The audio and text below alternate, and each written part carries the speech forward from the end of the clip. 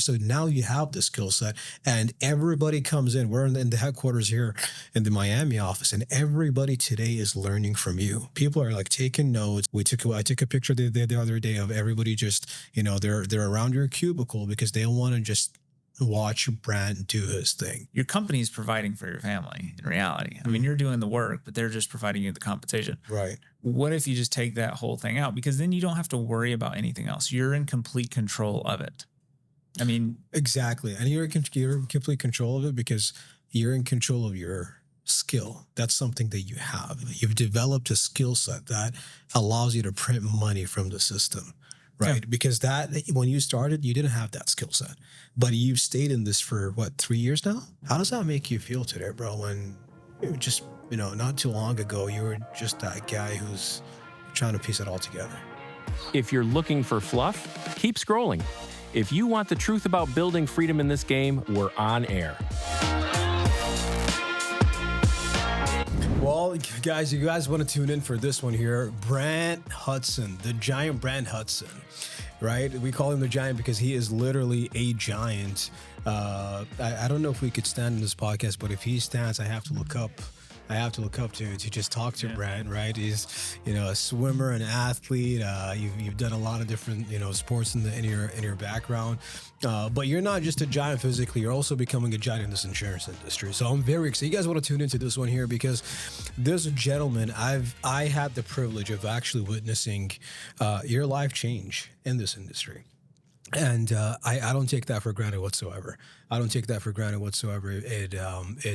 It's something that is a reminder of why we do what we do. And today, my whole objective is I just want you to speak to the person who's struggling, who's wondering if this industry is something that they could actually succeed in.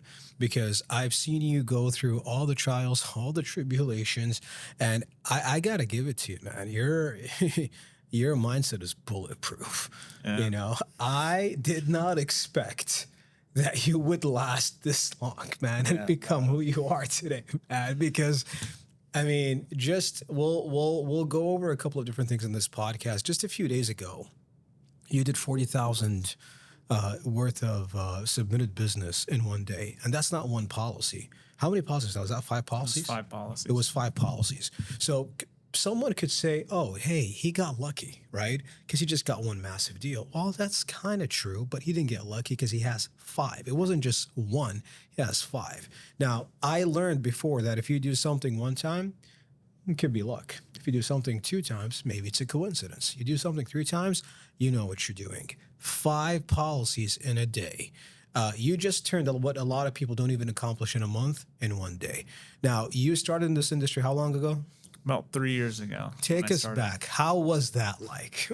So when I first got into the industry, so I came from an engineering background. So I swam in college, got my engineering degree, and I was just thinking, this is what I'm going to do. And so when I first got in, you didn't know any better, and they offered me a $50,000 a year job. And I thought, this is great. And then you start doing it, and you're like, I'm really not making that much money. So when I first got into the industry, of course, I got, just a random ad. I can show you to make 30 grand a month. And I was like, sure, why not? So that was not exactly the best introduction. Obviously, I met a bunch of people and I made great connections. But what was missing for the good part of when I started was a good sales process, how to get somebody, how to actually get a client and be able to keep them for the long haul. Because as you know, I had a persistency issue that was kind of lingering for quite a long time. So talk about that. How, for those people, like if you speak to the people, obviously for people who are not in the industry, they don't know that insurance has something called persistency. Unpack that for them, and then also unpack that for the people who are in the industry who suffer from a low persistency issue. Yeah, so I mean, persistency is just how well you write business in reality. So when you meet with a client, what are the odds that they're going to keep it throughout a year, but also past that? And a lot of this industry, it's you have 2 sides. There's one side of a sale where, people a lot of think when they think insurance sales, they think, like car sales, like you're doing a sales job. But what people don't take into account is, with this industry, you have to keep the client. So you can't pull a fast one on a client because they have to keep it for a long period of time. So for some context, I had, it was like 25, 30%, 12-month persistency. So that means I submit 10 policies and then 7 are gone within a year. So, if you're, depending on what you're making, you're only keeping 30% of everything that you write. And that's not even counting the expenses of this industry and everything like that. The money that you're putting in leads, all that type of stuff. Exactly. And the thing is, you have to, when you meet with somebody, you have to make sure that you put them in the right spot and that they're able to do it, and you are able to build the value. This isn't a transaction, because while there's money exchanged, they have to be able to keep the feeling and the purpose of the policy for at least a year.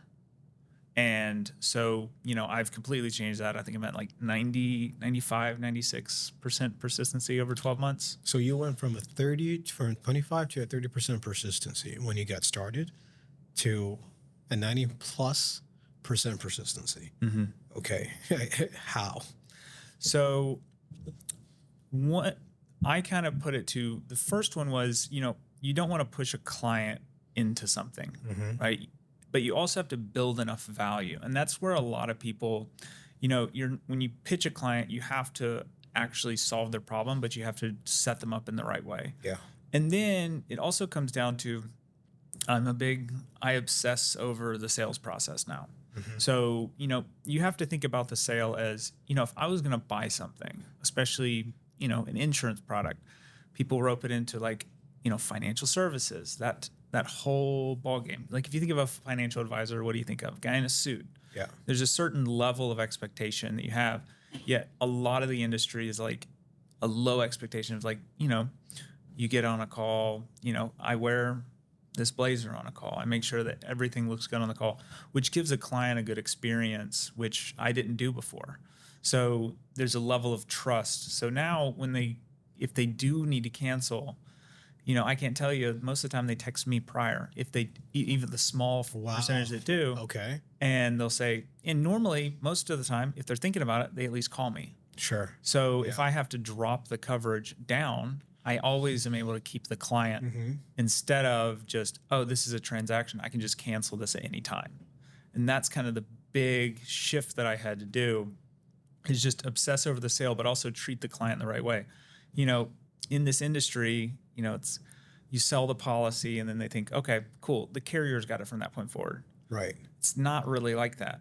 If you go and you buy something at a grocery store, you're going to walk away with a product. Sure. People want to walk away with a product with anything that they do. They're just programmed for it. Exactly. You go on Amazon, what do you get in 2 days? Right. So, but the insurance carrier, first off, there's going to be a delay. It's going to be a couple weeks for them to even get a policy packet. So after the sale, it's for them to get something tangible. And that's if they click the right button. Because sometimes carriers, in the application, they might click e-delivery. So now they're waiting on a policy packet that they'll probably never get. Now you have to set it up to where at least your client will let you know, because a lot of chargebacks come from they never got the policy packet and you didn't even check. So they don't have it. So what I like to do is the second that gets issued, I get them the policy number and I show them how to register it. So then they have evidence that they did actually get something, because some people have a real fear of, they give you all this information and then they just hear crickets for 2 weeks. Yeah. Right. And they got drafted. So right. It's providing them a positive buying atmosphere. So then if they don't get their policy packet, they'll just text me. And then I just request another one so that they know it's real, instead of just relying on an insurance carrier to do the rest. You have to do that, the next step, because that's what keeps your clients over the long period. So let's unpack that even further, because this is a big problem in the industry, especially when you're doing telesales. If you're doing things, we could talk about your sales process and how you've been able to modify that to make sure that the persistence is high. But this is what I think one of the most overlooked things for somebody who's considering joining the insurance industry. No one, when I'm having recruiting interviews, if it's one thing that someone who's considering getting into insurance, if there's one question that people should ask that never do, It's the persistency, right? Because people don't even know it's a thing until they get into the industry. So we hear of a lot of people that put up big numbers, maybe 100,000, maybe 80,000, maybe 60,000 or more than that. But then you'd know that, hey, wait, that sounds like a large number, but behind the scenes, they're not making that much. Well, why is that? Well, because of low persistency. In other words, cancellations. People don't keep their policy. And as you alluded to, the sale of a life insurance policy is different. You don't buy a car and return it the next day. That typically doesn't happen, right? But with this, the commission that you get, we get handsomely compensated, right? We get very handsomely compensated. A client could pay $100 today, and within a span of a day or two, you're going to get commission of 1,000 plus, right? Okay, wait, well, what happened there? Well, the carrier gave you an advanced commission, right? So a lot of people don't even, if there's somebody who's not even in the insurance industry, they don't even know that. Wait, hold on. I pay $250, you get $3,000. How is that even possible? Well, we're getting the advance, but in order for us to keep our commission, we have to make sure that the client keeps that policy, because if they don't, then there's a cancellation. If there's a cancellation, that means you just put money to acquire a client because it's a lead, right? You got your commission, and now you have a cancellation, and now you're just constantly in that hamster wheel, and you're not really building a solid book of business, right? It's the elephant in the room. It's the elephant. But somebody who's not in insurance wouldn't even know that, Yeah. right? Now, if you could talk to those people who are in insurance that are experiencing that problem, now they could sell, but they're very transactional. Maybe telesales, as soon as you get a policy, on to the next. If you could speak to that person, because you've been that guy, you were there, and it was a living hell, because you can't get ahead because you're just constantly working from a negative spot. If you could speak with that person, the agent right now who's just trying to figure things out, what could you tell them to get them out of that rut? Yeah, because when I did final expense, I was selling 2-3 policies a day. So the selling portion wasn't the hard part, but the next morning when you have the emails with the chargebacks, now you're starting from a deficit, which is just a whole different ballgame, as opposed to if you fix that leaky bucket in your business. That's probably the biggest leaky bucket in your business. Is probably not actually the sales, because if you're selling at a high level but half of it is falling off, you can make 50% more money with the same amount of people if you just fix the persistency issue. And the problem is a lot of people in the industry is just sell more, sell more, sell more. Right. When it's like, if you just fix the leaky bucket, right, you can sell the same and make double the money. How crazy is that? For the same amount of activity, right? Yeah. For the same activity, you could get twice as much the outcome. Yeah. And we have people who are doing it, right? We have people who are doing it in our agency where, it's funny because when I give a shout out to Alex Valencia, and he was just filling us on his commissions and his back end commissions, because we get the 75% advance, and then there's a 25% that you get in month number 10, 11, and 12. And he's in a position where obviously Alex has a 90+% persistency. And he's in a fortunate position where he's making 10, 11, 12, maybe $15,000 just off of what he sold the year prior, right? A lot of insurance agents don't have that. Why? Because their clients don't even make it to that. Yeah, because the book far. actually doesn't exist. Right. So they're in the replacing business, right? I know that I'm going to get a commission, and then I need to go chase my next client, and it's not really that book of a business, right? It's not something that's going to create residual income. They're not really building an asset per se. Talk to us about some tips. I know you've mentioned obviously one of your tactics, right? One of your hacks per se is to get someone to make it tangible. You help them in logging in the policy, logging into the portals and whatnot. Is there anything else? Do you have any opinion about Zoom, telesales, anything like that? I prefer Zoom. As most people in the office know, I always bring a camera to run my Zoom out of, because I just look at it as, if you're going to hop on a call with a insurance professional, right, there needs to be, I see it as a certain level of authority, right? I mean, you know what you're doing, but again, you know more about insurance than what they do. And, if you get on a call and someone's in like a bedroom and there's really blurry, and they're telling you about, how to pay off their mortgage if you're doing an infinite banking call, it's a little weird, right? So for me, I want to give a positive buying atmosphere where, they're going to understand what I'm saying. Right. And then another one that I really like doing is, so I actually set it up to where 15 minutes prior to the call, I just send my insurance license. That's why I like booking appointments, because on a one call close, I can't do that. It's kind of rushed. So you're not somebody who does one call. You book you run a 2-step system. You book the appointment first, and then they show up, and that's when you present. most of the time, if they're retired and it's in the morning or something and we can do it, that's fine. Because I know they're probably not going to be able to get on Zoom in the first place. So in that scenario, I'm fine doing a 1-call close. But for most people, it's going to end up being a 2-call close anyway. Right. So I always like to just provide my license because, prior to the meeting, they know exactly who I am. So then, if they want to verify me or anything like that, they can. Sure. And what it does, especially when you get to the first part of the call, even if they didn't check it, you just say, hey, were you able to get a copy of my license? It was sent to you about 15 minutes ago. So it's like, hey, I already have all my ducks in a row. If you were trying to because, people are worried about someone pulling a fast one on them. If you were trying to pull a fast one on them, would you have sent your license prior to the meeting? Probably not. So it just makes a more positive buying atmosphere. Right. They know prior to the call that they already have the license of the person. They're getting most likely getting on a Zoom with you. Right. So it's just building up. Right. Yeah, it's just building up authority. Yeah. So then, because a lot of the objections come from really trust, right? Like most people know that they want it. The question is, are you the person that is going to get them that? Okay. I like that. Just because, if you call old leads and you close them, they probably talked to someone prior. Why didn't they buy it? Could have been a life thing. Yeah. They could have something in their life, or that person just wasn't, professional enough where they just wanted to, actually put it in force. Because, you got to think, if you're calling someone from, you just not a, maybe I always recommend, start off in telesales, right? It's a lot easier if you need to get help, you can go do something. But if you're going to go on Zoom, you need to kind of think about the way that you're presenting yourself, because it just makes the sales process so much easier. Right. There are jokes that all my people are laydowns. It's just because, when you get on the call, if there's... So what actually, let's talk about that. What percentage of the people that come on the call actually turn into a client?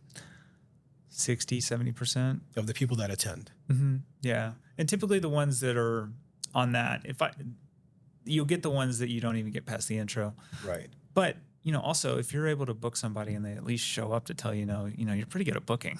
At least that, right. Yeah. And then after that, normally if I can get past the intro into the why, you're able to build that need pretty well. And then, I don't really get much pushback on an application. It's like, hey, which one works for you? And then when it comes to, getting all their details, if you're on Zoom with them, they know at that point you can't really hide. It's not like you're trying to do anything. By the way, that's a lot of game. That's a lot of tips over there. And then we'll go ahead and do a recap at the end about like how could you actually like fix your persistency. But I do want to ask you this, because our founder Vivian, we founded this company. We founded the IMO Air because we wanted to have a persistency driven IMO, right? A persistency driven company, not a volume driven company where you see a lot of volume, but that there's just a lot of noise and there's no substance in it, right?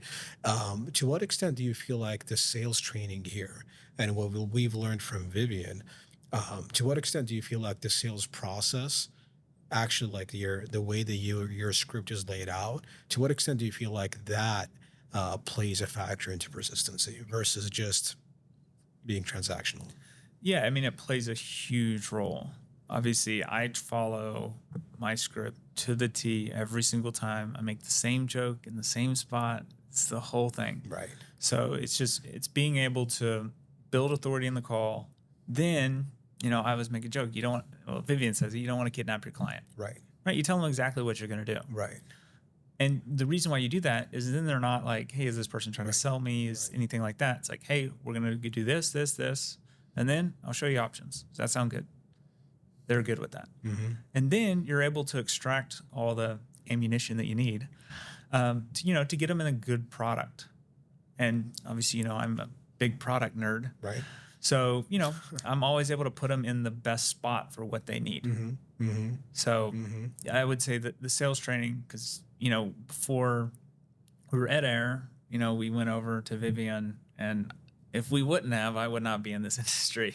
You would not be in this industry. 100%. I wouldn't have made it. You wouldn't have made it. Why? Yeah. I mean, I had a persistency of 20%. I had tens of thousands of dollars in chargebacks. And do you have that problem today? No. So is having the right mentor Yeah. something that you would say is kind of important? Yeah, 100%. I cannot. I mean, if somebody's out there and they don't feel like they're under the right leadership, and they know that everybody around them is facing the same problem, and they're telling them, "Oh, it's normal. It's normal. It's okay to have a 30% chargeback rate. That's industry average. Final expenses even worse, and that's normal." If somebody's out there and they feel like, okay, I'm just going to go with that. Well, what would you tell that person if they know, that's the environment that they're in? Well, the first is, do you want to be average? That's kind of the thing. It's like the industry average. You got to think, if the industry average is a 30% chargeback rate, that means many people are below that. So, I mean, because it's an average, right? Yeah. So if you kind of break that down, you got to think, even with 30% of your business falling off, if you can come and pick up an extra 10% persistency, right? After 10 policies, that's an extra 1,000. Right. Just right there. So now you've already increased your income. I don't think people have ever done the math. Yeah. It was only up until recently where we actually did the math, is how much money are we leaving in, on the table of, someone who has a 70% persistency versus a 90% persistency. Yeah. When you actually do the math, it's like, if you just go off averages, if you're at $100,000, you make 20 extra $1,000. Yeah. Just off 20 extra 1,000. If you just go off 20 average, extra, exactly. Averages. Right. 20 extra, exactly, 100%. And that's not even counting just how much easier it is. I remember I would just wake up and it was just chargeback email after chargeback email. Right. You're just starting from a negative space. Right. Would you say that this is probably the number one thing that makes people quit this industry? Yeah, because I mean, if you think about, people like to help people, so it's a great industry. Right. But the problem is you get a sour taste when, you're taught to push someone in a sale, and then you get stuck with, they teach you, oh, do this, this, this, and then you're stuck with the bill of a couple $1,000. Yeah. And how do you survive on that? And the only thing they tell you is to buy more leads. Right. Right. And write more policies. Right. When if you just fix the persistency issue, then you don't have that. I mean, obviously you need to reinvest in your business, but if half your business is falling off, you can't run your business. The whole buy more leads, you're just on a hamster wheel of just trying to write yourself out of debt. Right. Exactly. If you're somebody who's experiencing that problem, it's just staring you in the eye. You're not selling it in the right way, because if your clients are canceling, that means you're probably being a good salesman sometimes is bad. I'm a terrible salesman. Right. I get made fun of. I'm like not good. He's actually not that good, but he does very well, right?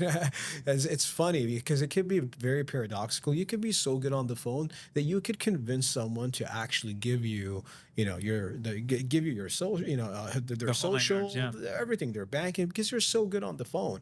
But they have no intention of keeping that policy, and they don't feel very good with it. And there's some buyer's remorse, and then they end up canceling it. One of the biggest things that we've learned from Vivian in our sales training here is the fact that our process, we never meet with anybody that's we call that a one-legger, right? If somebody's just showing up without their spouse, we don't run that appointment, right?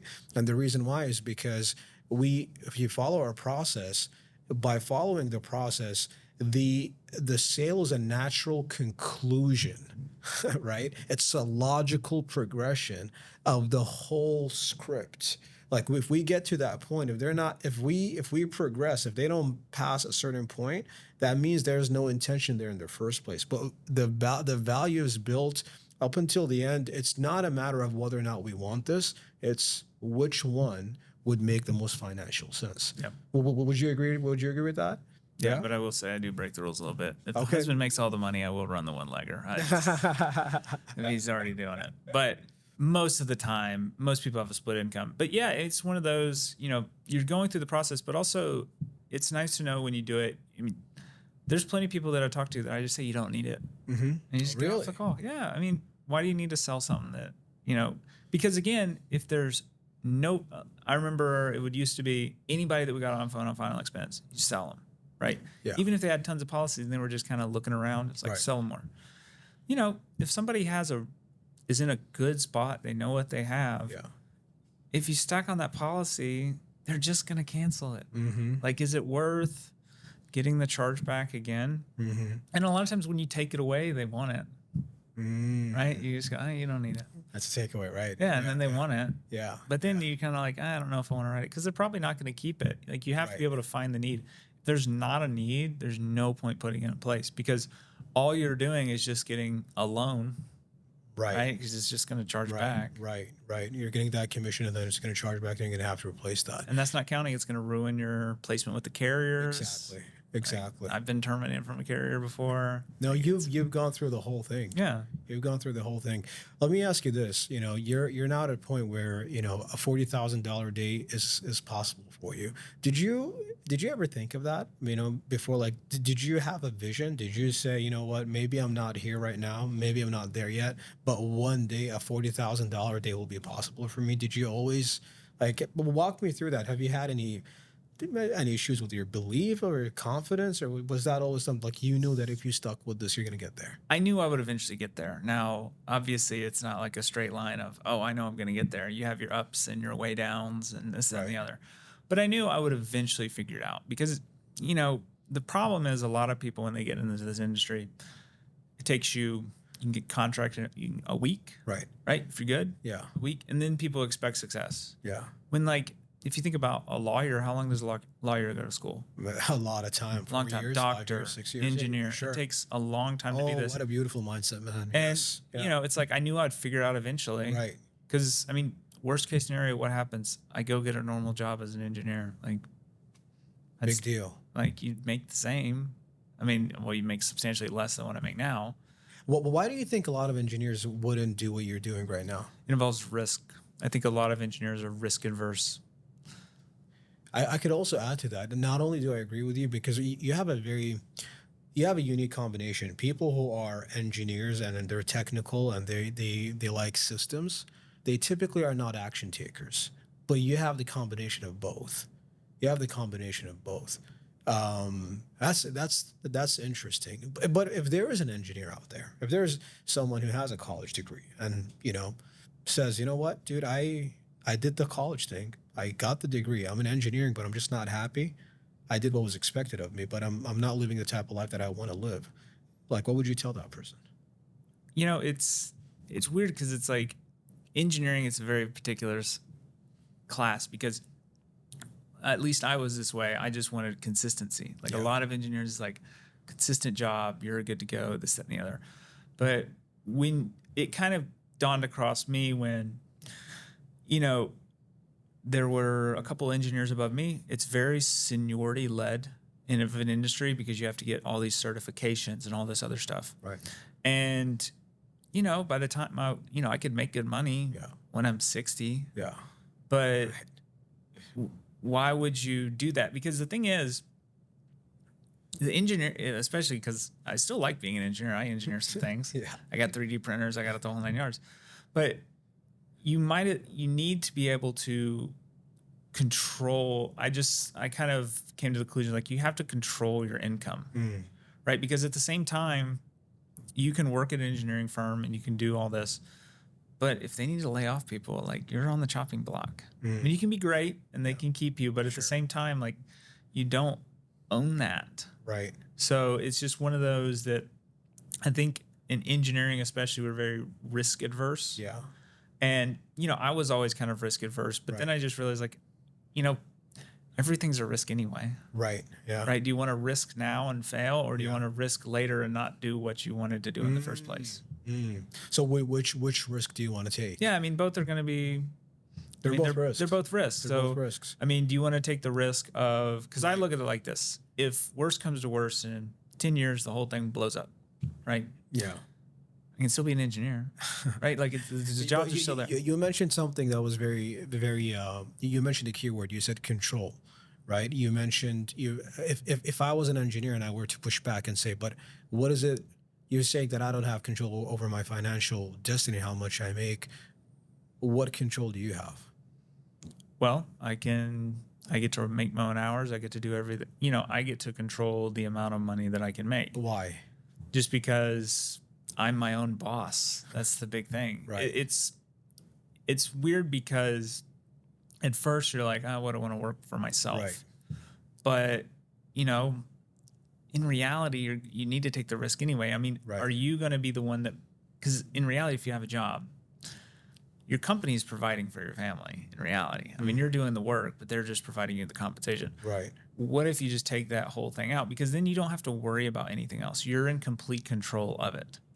I mean, Exactly. And you're in complete control of it because you're in control of your skill. That's something that you have. You've developed a skill set that allows you to print money from the system, right? Yeah. Because that when you started, you didn't have that skill set, but you've stayed in this for what, 3 years now?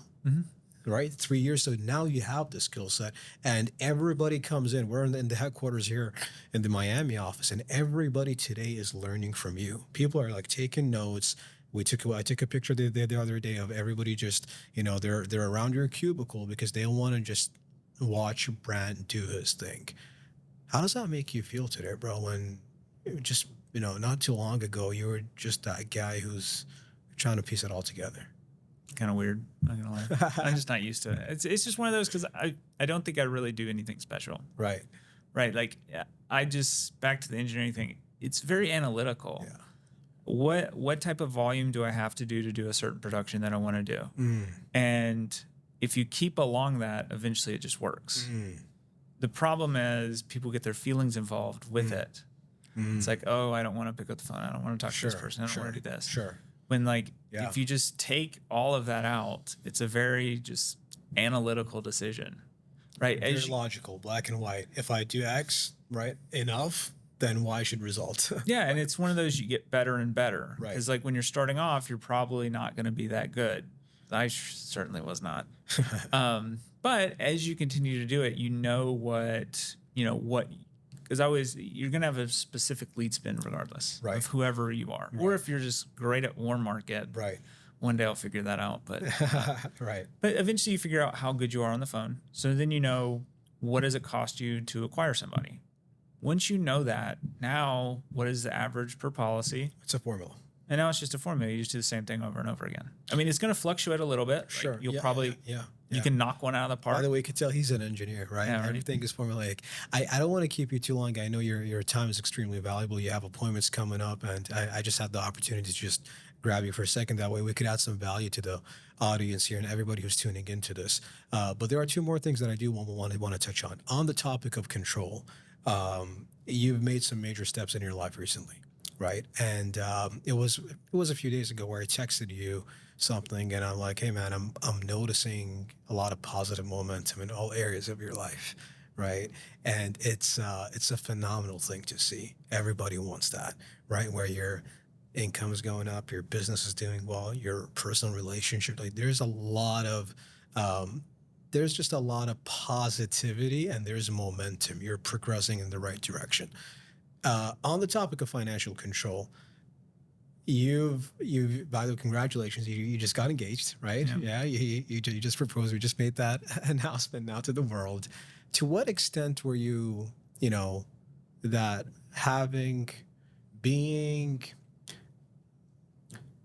I want to phrase this question. I think you're understanding what I'm saying is how that decision of actually taking that step, that's a big step to take, right?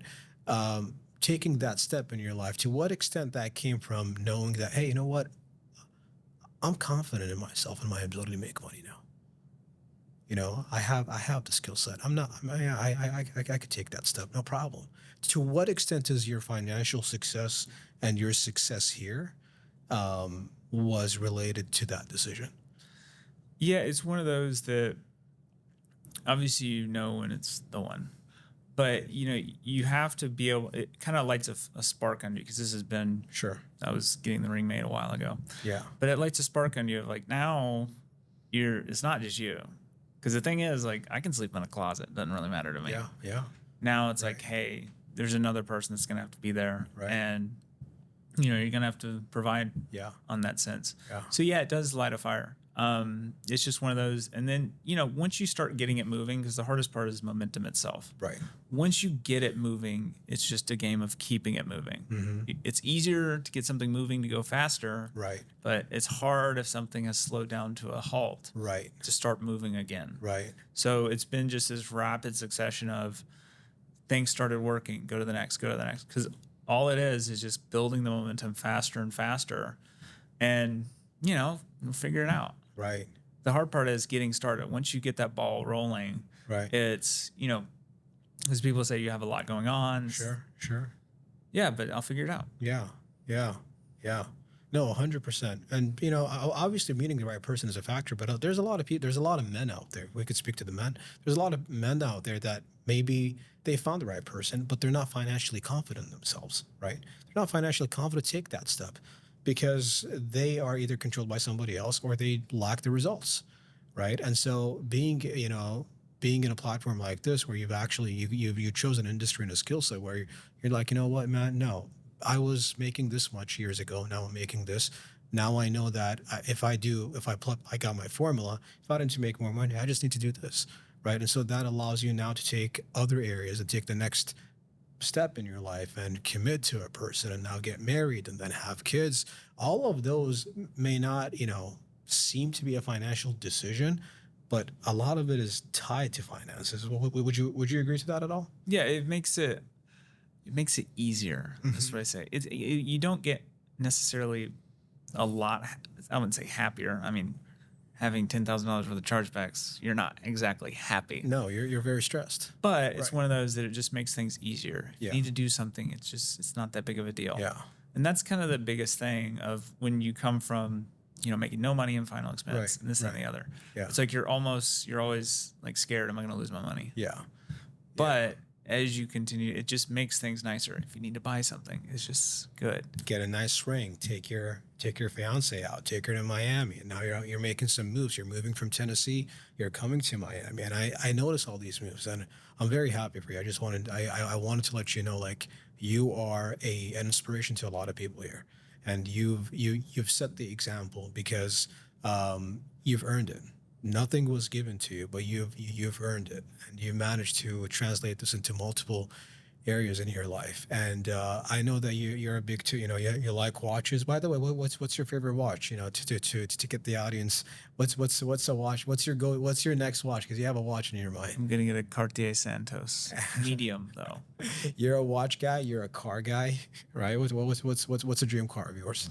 It's a early years Lamborghini Murcielago in the yellow, and it's got to be a roadster.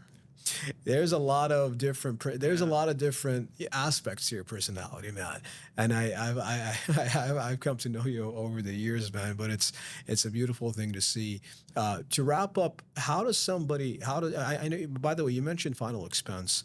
This is not something that we touched on at the start of this, but we're on the topic of persistency. Yes, we were in final expense, but what kind of business do you do today? Are you still in final expense or have you pivoted? No, I do pretty much mortgage protection. Right. And then I'll do some infinite banking. Right. But typically it's coming from referrals from mortgage protection or someone gets on the call and they don't need mortgage protection. Right. Right. There's other products that you can put someone in the best spot with. Right. So tell us about that. You know, to wrap up, how could somebody take a mortgage protection lead, right? That filled out a lead for mortgage protection, and you turn that into an infinite banking client? So there's a couple ways you can do it. The first one is a mortgage amount, whether it's a HELOC or it's a mortgage, goes down as the same. So if somebody says they have a HELOC and you see a HELOC of 200, 300,000, if you can get them to tell you why they're using it, typically they're doing some sort of active income with it. If it's small, it's probably a deck or something. They're probably not going to use it. But, you know, if they're taking out a $300,000 HELOC, they're probably using it for something. Typically they're taking out an 18% loan to be able to do that.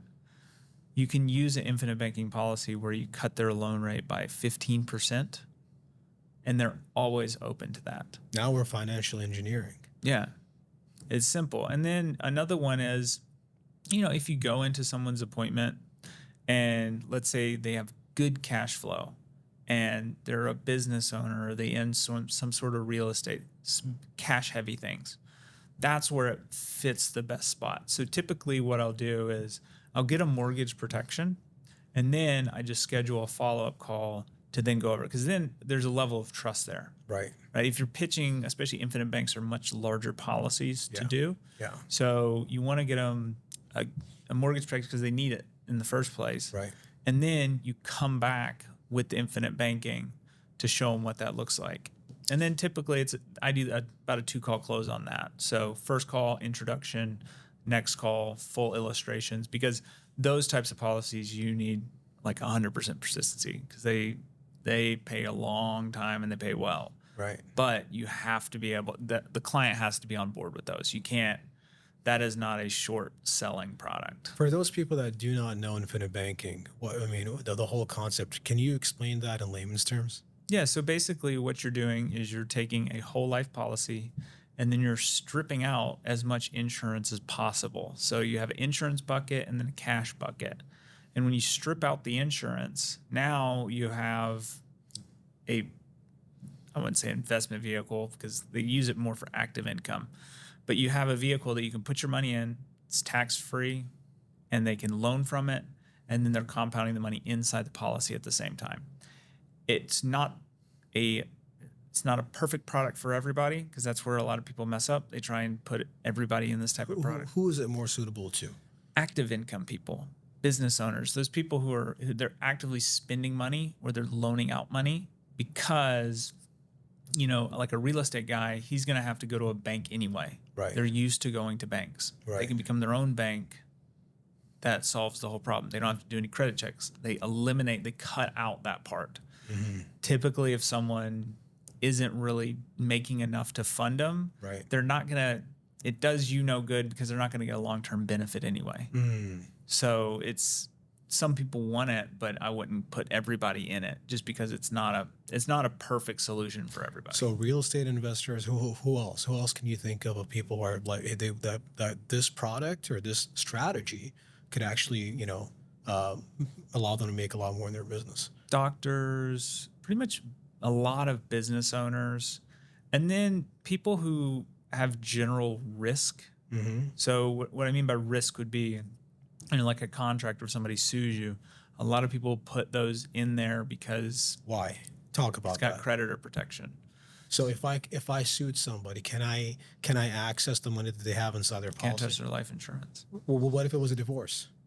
Can't touch their life insurance. You can't touch it, so It's a safe haven. Yeah. So if somebody wanted to put it irrevocable and they can't touch it. So is that what OJ did? There are some rumors that's what OJ did. That's the reason why they didn't know what he could tap into his, because he put all of his money in life. A lot of athletes do that as well. Mm-hmm. They get compensated by that. These are more advanced topics, right? But you're a person who has the ability to take somebody who's just a mortgage protection lead, right? Their interest is in protecting their mortgage, and then you turn that into a client and then be able to service them in multiple areas, nurturing that relationship and getting more referrals. If somebody wants to get into that, how could they reach you? If somebody has a persistency problem and they say, you know what, Brandt, I need somebody who could coach me, who could direct me. I need to shadow a person who could actually give me some guidance. I want to get into the advanced market parts. I love infinite banking, but I haven't sold any, and I want to be under the wings of somebody who could show me the way. How could those people reach out to you? So a couple ways. You can find me on Instagram at the Brandt Hudson. I like LinkedIn, so if you want to find me on LinkedIn, it's just Brandt Hudson. You can find me on my YouTube, Brandt Hudson. And then if you do want to text me, you can. I'll give you my phone. It's 423-620-4510. You want to say that phone number one more time? 423-620-4510. Or any engineers in the house that are skeptical about, or maybe scared about getting into sales, right? And they kind of feel timid about taking the risk. You're somebody who obviously had the job and you quit, and then now you're at the level that you're at. Where do you see yourself within the next 2, 3, 4 years in this? Just growing bigger. I mean, it's more of, you kind of figure it out as you go. Right. Obviously, I would not expect, for a while, I didn't think I was getting anywhere. But things change very fast. Things so change very fast. I would say starting to build more of an agency, but also keeping my production high because, I do like helping people. Right. You help someone with the infinite banking policy, that type of stuff. It is really rewarding because, there's a lot of times people get screwed over. I've replaced quite a few. So yeah, I just selling and then just building an agency to be able to help people because obviously I failed for a long time. Yeah. So And that's the reason why you're able to help a lot of people. And you help a lot of people here. A lot of people seek you just to get answers for multiple things, right? Whether it's tech, systems, sales, product. So if you're somebody out there who needs to find the right mentor, you're looking at him. Do not hesitate to reach out to Brandt. And I know that you're only going to be, taking things to whole new levels. I'm excited to see your team growing, and I'm excited to see what you guys do in the future. It's an honor to be in business with you, man. Appreciate you. thank you. Let's go.